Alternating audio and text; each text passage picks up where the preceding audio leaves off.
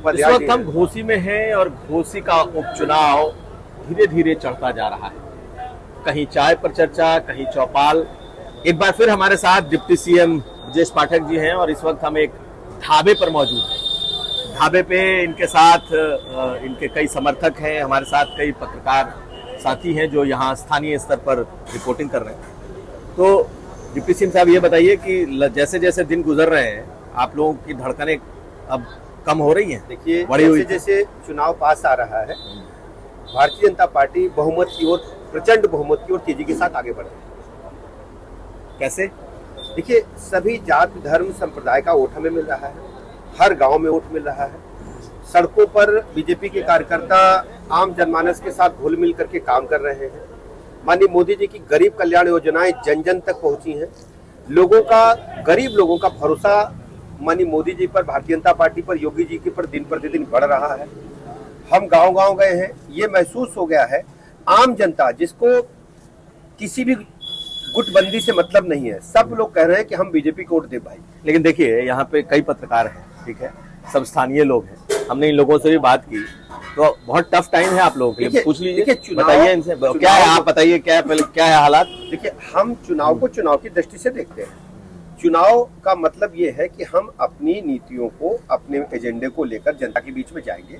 हम जनता के बीच में गए हैं, गरीब कल्याण योजनाओं को लेकर के गए हैं, लाइन ऑर्डर को लेकर के गए हैं, डेवलपमेंट को लेकर के। लेकिन ये मुद्दा ही नहीं ना, इस बार मुद्दा बाहरी भीतरी का बन गया है। देखिए, मुद्दा इस बार दल बदलने का बन गया है। वो लोग मुद्दा उठा रहे हैं जो राजनीति का अपराधीकरण किए।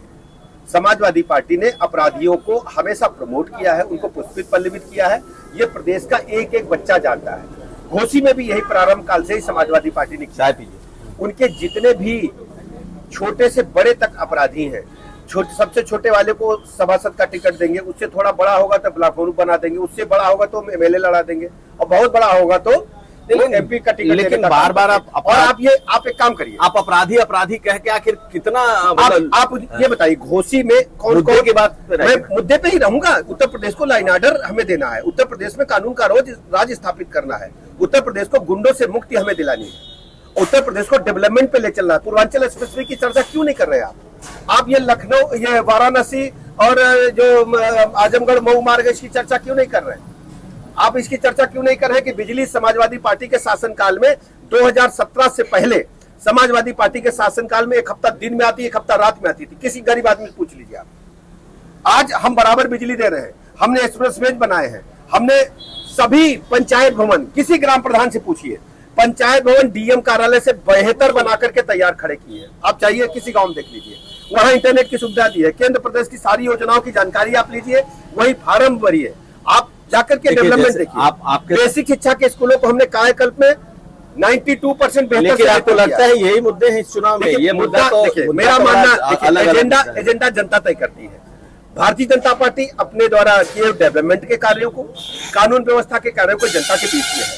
दूसरी तरफ जो विपक्षी दल के रूप में समाजवादी पार्टी लड़ रही है, वो हमेशा ऐसे लोगों को आगे बढ़ाते का काम करते हैं जो गुंडे, बदमाश, माफिया, जो इनके प्रत्याशी हैं, उन पर कौन से आरोप हैं आप जनता से? लेकिन आप लोग देखिए, इन लोगों से मेरी बात, मेरा सवाल ये है, आप चाय पीजिए पहले, मेरा सवाल, पहले मेरा सवाल सुन लीजिए आप। हमारा सवाल ये है कि क्या समाजवादी पार्टी के प्रत्याशी पर अपराधियों को प्रश्रय देने का, अपराध में शामिल होने का, अपराध कारित कराने का, हत्या जैसे गंभीर अपराध कारित कराने का आरोप नहीं है? ये आप स्पष्ट कर दीजिए।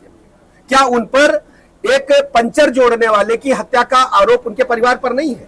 क्या ब्लॉक परिसर में, घोसी ब्लॉक परिसर में एक ब्राह्मण और 2 दलित समाज के व्यक्तियों की हत्या का मैंने ये सवाल पूछा, उनका कहना है कि सब राजनीतिक मुकदमे हैं मेरे ऊपर, मैं राजनीतिक अभिषेक बाबू, मैं आपके चैनल से कहना चाहता हूं, प्रदेश और देश की जनता से कहना चाहता हूं, अगर हत्या जैसे आरोप राजनीतिकरण में लगते हैं तो आप खुद निर्णय ले सकते हैं कि किस प्रकार की समाजवादी पार्टी के कृत्य हैं।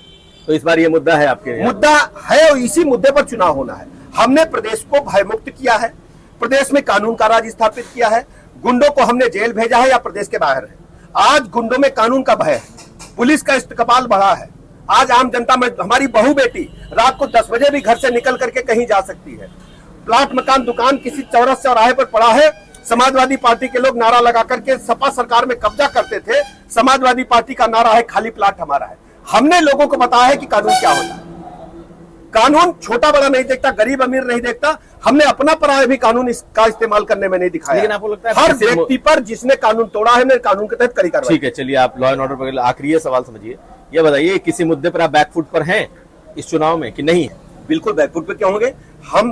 बैकफुट के लिए उत्तर जनता, प्रदेश की जनता के सामने, घोसी की जनता के सामने निवेदन के साथ खड़े हैं कि हमने डेवलपमेंट के ये काम किए हैं, हमने एक्सप्रेस वेज बनाए हैं, हमने 4 वे लिंक रोड बनाए हैं, सभी जनपदों को हमने 4 वे से जोड़ने का काम किया है, 2,72,000 किलोमीटर पक्की डामरीकृत सड़कें हमने बनाने का काम किया। लेकिन लोग ये कह रहे हैं कि लोगों को सड़क चाहिए। मैं बताता हूं, मेरे समझ लोग कह रहे हैं बीजेपी से बैर नहीं और दारा सिंह ये गलत है, ये गलत है। ये अफवाह समाजवादी पार्टी के लोग उड़ाने में लगे हुए हैं।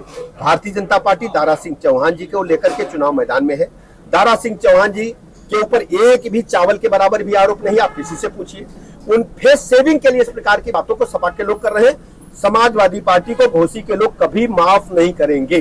कल जो समाजवादी पार्टी की यहाँ पर कार्यक्रम था, उनकी बैठक में आसपास के जनपदों से बसों में भर के कार्यकर्ता आए। अखिलेश जी के कार्यक्रम में स्थानीय जनता का कोई जुड़ाव नहीं था। स्थानीय कार्यकर्ताओं का पूरी उदासीनता थी।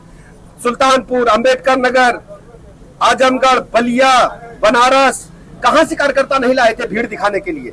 स्थानीय कार्यकर्ताओं का पूरी उदासीनता थी। स्थानीय जनता का कोई मतलब नहीं था।